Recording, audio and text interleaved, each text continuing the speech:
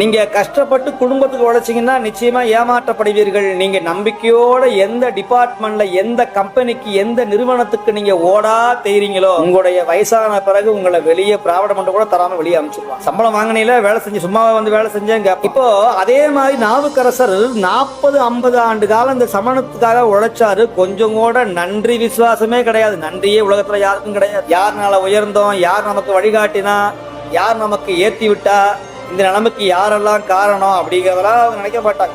உலக நீயே செய் நின்று கொண்டு விடுவார். நாவுக்கரசர் காலத்திலேயே அது நடந்தது. 2000 ஆண்டுக்கு முன்னாடியே நடந்துச்சு. உடனே அவரு நன்றி கட்டவங்களை மறந்து நன்றியை காட்டாத, நன்றியை எதிர்பார்க்காத சிவபெருமான்கிட்ட போய் ஒரே பதிகம் தான் பாடினார். நலம் தீங்கிலும் உன்னை மறந்தடியேன்னு ஒரு வார்த்தை தான் சொன்னார். எப்பா நீ 40 வருஷம் எங்கேயே உழைச்சு விட்டு இன்னைக்கு வந்து நான் உனக்கு உண்மையா இருப்பேங்கிற நீ நம்பிக்கை எப்படி நம்புறது அப்படின்னு சிவபெருமான் கேட்டுக்கணும்ல. ஏன்னா செய்ய வச்சவனும் அவன் தான், அனுப்பினவனும் அவன் தான், உலகத்தை எல்லாம் இயக்கணும் சிவன் சிவன் சிவன் ஈசன். அவனுடைய உத்தரவில்லாம ஒரு அணு கூட அப்படி ஆட முடியாது, அசைக்க முடியாது. நான் உனக்கு மட்டுமல்ல இந்த நாட்டுக்கே நான் அடிமை கிடையாதுடா. யமனுக்கே பயப்பட மாட்டவங்க உன்னை போல வீரனுக்கு பயப்படுவோமா? நரகத்துக்கு போக மாட்டேன், நாட்டுக்கு போய் என்னுடைய உடம்பு எரியாது, புதைக்க மாட்டான், உடம்போட கைலாயம் போவேன்னு சொல்லிட்டாரு அன்னைக்கே நம்பிக்கையோட. அந்த நம்பிக்கை தான் அவரை காப்பாத்துச்சு.